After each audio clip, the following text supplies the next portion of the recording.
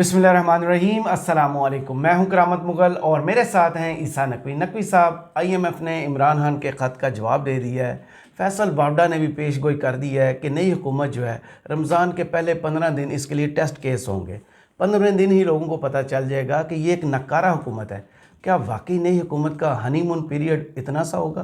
देखिए, honeymoon period तो मैं आपको बताऊं कि वो होता है कि जिसमें हुकूमत को लोग स्पेस देने के लिए तैयार होते हैं, मीडिया स्पेस देने के लिए तैयार होता है कि अभी तो ये आए हैं, आने के बाद ये ब्रीफिंग्स लेंगे, महकमे संभालेंगे, अपनी पॉलिसी देंगे और उस पॉलिसी के समरात आने शुरू होंगे। सही। पहली बात तो ये कि ये हुकूमत का तसलसल है, कंटिन्यूएशन है। शहबाज शरीफ की हुकूमत, उसके बाद निगरान हुकूमत का वक्फा जो कि छाप थी, एक्सटेंशन थी ऑफ PDM हुकूमत, और अब PDM 2.0। जी। तो हनीमून पीरियड वाली तो कहानी ना लोगों के जहनों में है ना मीडिया के जहन में है।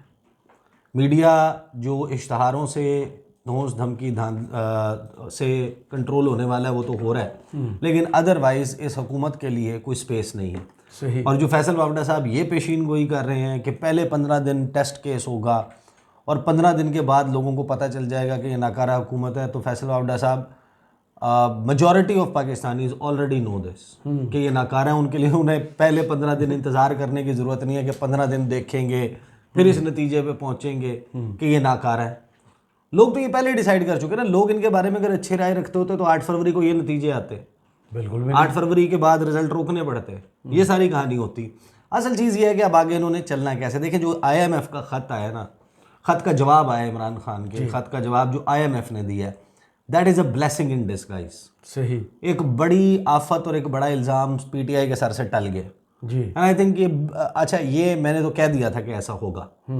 ये आप देख लेंगे कि IMF क्या जवाब देगा और IMF कितना किस खत से इंप्रेस होके। देखें, IMF ने अगर इफ़ एट ऑल पाकिस्तान के अंदरूनी दाखिली सियासी मामले में कुछ करना होता, अगर कुछ करना होता, तो जो दूसरी किस्त है ना, पहली किस्त तो शहबाज हुकूमत में आ गई थी, दूसरी किस्त जो कि केयर टेकर सेटअप के वक्त में आनी थी ना, वो किस्त ना आती। क्योंकि तय ये हुआ था कि वक्त के ऊपर इलेक्शन होंगे, जो PTI से तय हुआ था। जी। ये तय हुआ था ना कि यह हुकूमत जाएगी और 3 महीने का इंटरिम सेटअप आएगा या 2 महीने का आएगा, वक्त के ऊपर इंतखाबात होंगे, उस दौरान दूसरी किस्त आएगी और जैसे ही तीसरी, जब हुकूमत कायम होगी तो तीसरी किस्त नई हुकूमत के आने के बाद आएगी। बिल्कुल। तो वो तो जब वो फॉलो नहीं हुआ तो PTI कैसे एक्सपेक्ट कर रही थी कि उनके ख़त लिखने से IMF जो है वो कुछ कर देगा। सही। IMF की जो स्ट्रिंग्स हैं वो अमेरिका और कुछ और कुव्वतें पुल करती हैं, तो वो यहाँ पर कोई अंदरूनी तौर के ऊपर पुल नहीं हो सकती। लेकिन उन्होंने क्या जवाब दिया, और आप इस वक्त एक ख़बर जो रिपोर्ट हुई है वो मैं आपके सामने रख दूंगा, उसको देख के अंदाज़ा लगा लें कि रमज़ान से 2 दिन पहले जो झटका लगा है, इस झटके से आप अंदाज़ा लगा लें कि आगे क्या आ रहा है, आगे कौन सा तूफ़ान आ रहा है जो आप सबको हमें सहना पड़ेगा। पहले आ जाते हैं जनाब कि IMF ने क्या रद्द अमल दिया। उन्होंने कहा कि सियासी मसाइल पर तबसरा नहीं करते, मैंडेट मुआशी मसाइल तक महदूद है। नुमाइंदा IMF का इमरान खान के ख़त पर रद्द अमल। पाकिस्तान में IMF की नुमाइंदा एस्थर पेरेज़ ने इमरान खान के ख़त पर रद्द अमल में कहा कि IMF मकामी और सियासी मसाइल पर तबसरा नहीं करता।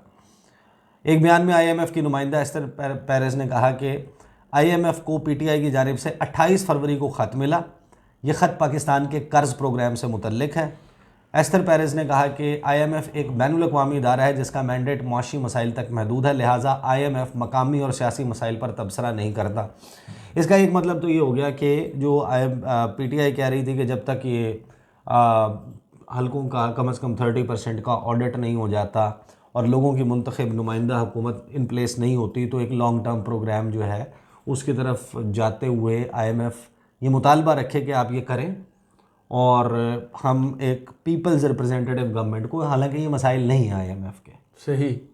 जिस तरह FATF है, दीगर फोरम्स हैं, उनका अपना एक टर्म ऑफ रेफरेंस होता है, एक अपना स्कोप होता है, एक अपना एरिया होता है। Anti money laundering and anti terror financing देखता है FATF। तो यहाँ पर उनको सिर्फ एक up and functioning long term ऐसी हुकूमत चाहिए जो उनका दिया हुआ प्लान, टैक्स रिफॉर्म्स और दीगर जो मुआशी प्लान ऑफ एक्शन है वो चला सके। सही। वो अपनी टर्म्स डिक्टेट करते हैं, अपनी मर्ज़ी का बंदा चाहते हैं, फाइनेंस के ऊपर वो उनकी बातें मान रहा हो, जिस तरह से टैक्स बढ़ाना है, जो चीज़ों की कीमतें बढ़ानी है, जो लेवी लगानी है, जो जीएसटी लगाना है, खत्म करनी है, सब्सिडीज़ ख़त्म करनी है, एसओईज बेचने हैं वगैरह वगैरह, ये सब काम कर सके, तो उनकी ये गर्ज नहीं है। आगे उन्होंने क्या कहा मैं आपको बताता हूँ कि कितनी बड़ी आफत शहबाज शरीफ के सर पे डल गई है और पीटीआई के गले से उतर गई है। जी। नुमाइंदा आईएमएफ का कहना था कि पाकिस्तान के साथ हमारी इंगेजमेंट का मकसद माली इस्तेहकाम है, हमारा मकसद।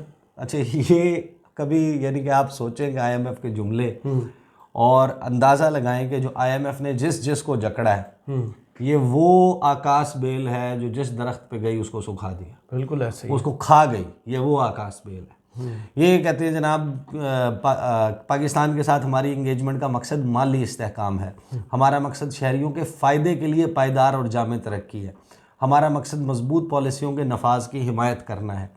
वाज़ेह रहे कि बानी पीटीआई इमरान खान ने ख़त लिखा था, आगे इसमें यानी कि मद्देनज़र रखने की और वगैरह वगैरह साइफ़र और के बाद मुल्क दुश्मनी करार दिया था। देखें ब्लेसिंग इन डिस्गाइज कैसे है। सबसे पहली बात तो ये कि इस ख़त के ऊपर अगर वो ये रद्द अमल ना देते और फिर भी आईएमएफ का प्लान डोल्ड्रम्स में रहता, जॉपर्डी में रहता, ना हो रहा होता, तो यानी इसका जिम्मेदार किसको ठहराया जाता? इमरान खान के ख़त को, इमरान खान के ख़त को। और हुकूमत के पास अपनी नाकामी का मलबा डालने के लिए एक पंचिंग बैग मौजूद होता। सही, यानी जो आईएमएफ का प्लान है आपका, जो गुज़श्ता प्लान है, उसको तो रिवाइव कर दिया था मिफ्ता इस्माइल ने।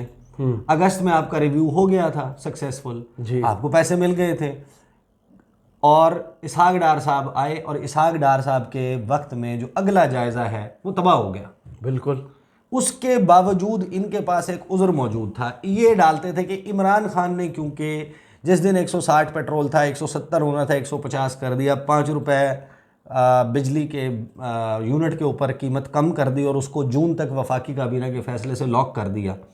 लिहाजा ये उस मिसकमिटमेंट की वजह से इसहाक डार की कहानी ये थी कि ये उसकी वजह से हुआ है। सही। शहबाज शरीफ की भी कहानी ये थी। ये सबसे बड़ा झूठ है। वो कहानी सिर्फ और सिर्फ चलती है क्योंकि आपका इनएक्शन था। नई हुकूमत ने आने के बाद इमरान खान का लिया हुआ कोई फैसला वापस नहीं लिया, because even they were not sure कि उन्होंने कब तक रहना है। इस वजह से जब मिफ्ता इस्माइल ने ऑनवर्ड्स 25 मई के वाक़यात के बाद जाके आपका ब्लैंकेट बैन इंपोर्ट के ऊपर लगा के और बहुत सारे स्टेप्स लिए, कीमतें बढ़ाना शुरू की, चीज़ों का फ्री फॉल हुआ, इन्फ्लेशन हुई, ब्लैक मार्केट, क्या क्या कुछ हुआ क्रिएट, नतीजे में आपको अगस्त में आपका रिव्यू हो गया। उसके बाद इसहाक डार आए और इसहाक डार ने आगे बेड़ा गर्क कर दिया। उन्होंने कहा मेरा 26 साल का तजुर्बा है, IMF should behave, world bank should behave, Moody's should behave, और मुझे पता है कि कैसे करना है। मैं इनके साथ 26 साल से डील कर रहा हूं। 26 साल का उन्होंने आर्टिफिशियली उनका ज़्यादा तजुर्बा, उन्होंने आर्टिफिशियली डॉलर की मार्केट को कंट्रोल करने की कोशिश की। उन्होंने इंटरबैंक रेट जो है वो नीचे ले आए। ओपन बैंक और डिमांड एंड सप्लाई की वजह से वहाँ पर एक बड़ा गैप क्रिएट हुआ और IMF ने कहा ऐसी तैसी कराओ, नहीं दिया। सही। आपके 31 जनवरी से 8-9 फरवरी तक स्टाफ लेवल एग्रीमेंट के लिए बातचीत चलती रही और इसहाक डार साहब खुशखबरियाँ आ रही हैं कहते रहे और आपका वो नहीं हुआ, टर्नओवर पूरा करके। देखें उसके बावजूद इन्होंने तमाम मलबा PTI पे डाल के रखा अपनी गलतियों, अपनी कमियों, अपनी कोताहियों, अपनी नालायकियों का, कि वो बरूदी सुरंगें लगा कि वो करके गए थे। तो आपका हाथ किसने पकड़ा हुआ था भाई? तो ये जो अभी इस खत के ऊपर ये जवाब दिए बगैर IMF का प्रोग्राम किसी रकमने में चला जाता, और ये किस मौके पे दिया जब आपकी आखिरी किस्त के लिए बातचीत का आगाज़ है जी, और इसके फ़ौरन बाद आपको एक EFF एक्सटेंडेड फंड फैसिलिटी, आपको एक लॉन्ग टर्म प्रोग्राम करने IMF के साथ, उस वक्त उन्होंने ये बयान दिया। इसका मतलब ये है कि देखें अगर इसमें कोई भी डिले आता ना तो वो जाता PTI के खाते में, वो जाता इमरान खान के खाते में, और यहाँ पर गद्दारी कर दी, बगावत कर दी, मुल्क के ख़िलाफ़, फलां के ख़िलाफ़। IMF का ये कंसर्न नहीं है। IMF का कंसर्न ये है कि भाई ये हमारा प्लान ऑफ एक्शन है, हाँ जी ये करना है आपने और इतने अरसे के लिए करना है, उसके हिसाब से वो आपको कैलकुलेट करके पैसे दे देंगे। सही। इसके अलावा उनका कोई वो स्कोप और वो है ही नहीं।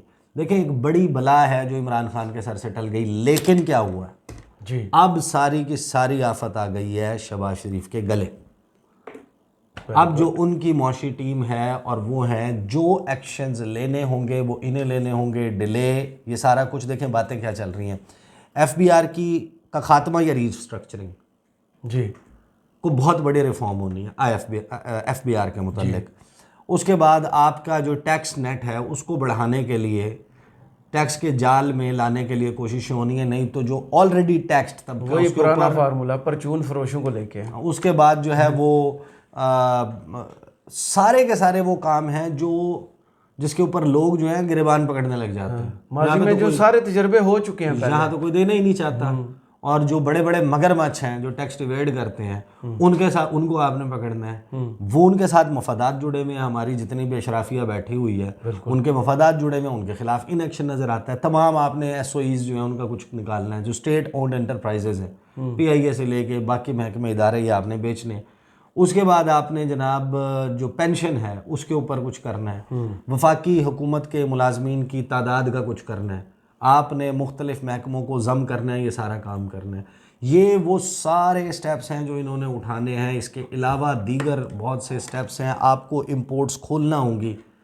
आपने जिस तरीके से एक ब्लैंकेट बैन या ज़्यादातर अशिया जो है उनको बंद किया हुआ है और डॉलर की कमी है आपके, डॉलर बाहर ना जाए, और इस सारी सूरत हाल में आपके पास ऑलरेडी इस वक्त एक्सपोर्ट्स आपकी कम हो रही हैं। रेमिटेंसेज आपकी 2 साल के मुकाबले में 10% से ज़ायद डिप है उनमें, जिसका मतलब यह है कि 3.5-4 अरब डॉलर का आपको वहाँ पर खसारा जो है। बढ़ना चाहिए वो कम आपके हो जो रहा है। टारगेट थे टेक्सटाइल के वो कहाँ थे और वो कहाँ पर श्रिंक करके आ चुके हैं, आपका एक्चुअलाइज क्या हो रहा है। तो ये वो सारी सूरत हाल है जिसमें अब रमज़ान में जब 1-2 दिन रह गए हैं, 3 दिन रह गए हैं, उस वक्त ये ख़बर मैं आपको बता देता हूँ कि ये ख़बर रिपोर्ट हुई है कराची से और दीगर जगहों से कि प्याज 300, टमाटर 200 रुपये फ़ी किलो। रमज़ान से कबल ही कीमतें आसमान से बातें करने लगी। तो आगे क्या होगा आप सोचें। और इसमें अभी फैक्टर इन करें आप, ये जो गैस के बिल ये भी बढ़ गए हैं। ऑलरेडी जिन लोगों के जनवरी फरवरी के लास्ट ईयर के बिल हैं वो सामने रख के कंपैरिजन करें कि आपका इस्तेमाल कितना था, आपका बिल कितना आया उस वक्त, आपका आज इस्तेमाल कितना, आपका बिल कितना आया, और गर्मियों की आप तैयारी कर लें। आप सोचेंगे क्या मंजरनामा है। मुनाफाखोरों ने रमज़ानुल मुबारक से कबल अवाम को महंगाई का बड़ा झटका लगा दिया। अब ये जो मुनाफाखोर है, इन मुनाफाखोरों के खिलाफ किसने एक्शन लेना? हुकूमत ने। नहीं, मैंने लेना। नहीं हुकूमत ने। हाँ, तो हुकूमत ने लेना। अब आप सोचें माह मुकद्दस से कबल ही अशियाए खुर्द व नोश की कीमतें आसमान से बातें करने लगीं। चेक एंड बैलेंस ना होने के बाइस ताजिरों ने हुकूमती प्राइस लिस्ट भी हवा में उड़ा दी। कराची में प्याज 300, टमाटर 200 रुपये फ़ी किलो फ़रोख्त होने लगा, जबकि समोसे रोल में इस्तेमाल होने वाली शिमला मिर्च आवाम की पहुंच से दूर हो गई। एक दिन में कीमत 200 रुपये फ़ी किलो से 700 रुपये फ़ी किलो तक पहुंच गई। 500 रुपये का इजाफा। इसकी खैर ये मुझे पसंद ही नहीं है। इस मरतबा ये थोड़ा सा होगा कि मौसम थोड़ा सा निस्बतन बेहतर है, तो जो लीमू है ना जी, वो जिसने एक्सपेक्टेशन थी कि 1100-1200 पे जाना है, वो शायद थोड़ा सा कंट्रोल में रहे, क्योंकि शिकंजवी का इस्तेमाल खैर साउथ पंजाब और उधर तो फिर अभी सिंध में लेकिन इधर नहीं वो होगा, तो यहाँ पे थोड़ा सा कम होगा निस्बतन, तो इस वजह से शायद यहाँ पे थोड़ी बचत हो जाए। कराची के बाज़ारों में लहसुन 1000, अदरक 600, हरी मिर्च 500 रुपये फ़ी किलो तक फ़रोख्त हो रही है। ये वो सारी चीज़ें हैं जो आपकी अशियाए खुर्द व नोश आपके उसमें इस्तेमाल होते हैं। जो बछड़े का गोश्त है 1400 रुपये किलो, मुर्गी का गोश्त 700 रुपये में फ़रोख्त हो रहा है। ये है कीमतों की सूरत हाल। तो आप सोचते हैं कि हनीमून पीरियड और नाकारा, देखें ये इनकी जो कंटिन्यूएशन है, जो कुछ हुआ है, यही मौशी मुहंदिस आए थे ना, इन्होंने बताया था, ये जब हुकूमत में नहीं थे, शाहजेब खानज़ादा का प्लेटफॉर्म हाजिर था, जब हुकूमत में थे हाजिर तो तब भी था, पहले हाजिर किसी और चीज़ के लिए था। पहले मिफ्ता इस्माइल और इसहाक डार और ये इनकी मौशी टीम के लोग और मुसद्दिक मलिक बैठ के बताते थे ऐसे कम होता है जी, ये एलएनजी का इस तरह से मसला हल हो जाएगा, बिजली की कीमतें ऐसे कम हो जाएंगी, लाइन लॉसेज ऐसे कम हो जाएंगे, ये तो इनको तो ये निकम्मे हैं, इनको तो कुछ पता नहीं है पीटीआई क्या जी। और इन्फ्लेशन को ऐसे कंट्रोल करना है, अपनी बरामदात को ऐसे बढ़ाना है, अपनी रेमिटेंसेस को ऐसे बढ़ाना है। हर चीज़ का कुलिया, हर चीज़ का फार्मूला इन मुआशी अजहान, इनकी इज्तमाई दानिश मिली आके अप्रैल 2022, वो कौन सी मनहूस घड़ी थी इस मुल्क के ऊपर कि इन लोगों का ये अनहोली अलायंस बना और इन्होंने जो मईशत का इस मुल्क की बेड़ा गर्क किया। और उसके बाद आप अंदाज़ा लगाएं कि ये फ़ख्रिया तौर पे ये बताते फिरते हैं कि हमने इस मुल्क को डिफ़ॉल्ट से बचा लिया। ओ भाई, आपने इस मुल्क को डिफ़ॉल्ट से क्या बचाया? आपने इस मुल्क की आवाम का दिवालिया निकाल दिया, बिल्कुल तबाह कर दिया आपने, उसको किसी चीज़ के काबिल नहीं छोड़ा। आप यकीन माने, अपने यानी कि ज़ाहिर है कि दोस्तों की भरम रखना चाहिए। ऐसे ऐसे लोग जिनको मैं देखता था कि बड़े आसूदा थे, अपनी ज़िंदगी से खुश थे, एक तमानियत थी, मुस्तकबिल की उम्मीद थी, उन लोगों के चेहरों पे यासो हसरत देख के ना यकीन माने कि दिल उड़ता है कि वो लोग अपने जिस वक्त बिल गिनवाते हैं, बिजली के, गैस के, बच्चों की फ़ीस, आने जाने के ख़र्चे, किचन के अखराजात, एक एक चीज़, आप यकीन माने कि इन लोगों को अगर हल्की सी भी शर्म हो ना, जाके डूब के मर जाएंगे। जो तबाही हुई है, और उस तबाही का जिम्मेदार भी फिर किसी और को ठहरा है। Under your watch, it all happened under your watch. आप ही यही सब कुछ किया था ना, आपने जो पंगा लिया था, जो छेड़छाड़ की थी, उसका खमियाजा हम सारे भुगत रहे। और अभी कोई उम्मीद भी नज़र नहीं आती कि ये लोग कुछ ठीक कर देंगे, क्योंकि 8 फरवरी के बाद, 8 फरवरी को एक आपके पास चांस था, एक गोल्डन अपॉर्चुनिटी थी कि 8 February should have been a day where ये सारी आपकी दुश्मनी और ये सब ख़त्म हो जाती एमिकेबली। जिसका जो हक है, आवाम की जो पसंद है, वो आ जाता मुंतखब होकर और वो चलाता। सही, एक ठहरा हुआ था, सारे मिल के उस वक्त ये माहौल बन जाता कि आप एक मिसाक मईशत कर लें, मिसाक मफाहमत कर लें, आप rules of the game set कर लें। लेकिन नहीं, आपने कुछ नहीं किया। उसका नतीजा आपके सामने है। मुआशी इस्तेहकाम कब आएगा? जब सियासी इस्तेहकाम होगा। सियासी इस्तेहकाम नहीं आ रहा है। खैबर पख्तूनख्वा से जो स्टेटमेंट्स आ रही हैं, जो कौमी असम्बली में सूरत हाल है, जो पंजाब असम्बली में सूरत हाल है, जो अवामी सूरत हाल है, अगर सियासी इस्तेहकाम नहीं आएगा तो मुआशी इस्तेहकाम खाक आएगा।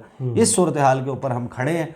अलबत्ता इसका सारा इल्ज़ाम इस जवाब से पहले वो जो PTI के सारा आना था, अब शहबाज शरीफ साहब जाने, अवाम जाने। सही। बहुत शुक्रिया ईसा नकवी, आपके तजिए का कमेंट्स बॉक्स में ज़रूर बताइएगा। ये वीडियो आपको कैसी लगी। इजाज़त दीजिए, अल्लाह हाफ़िज़।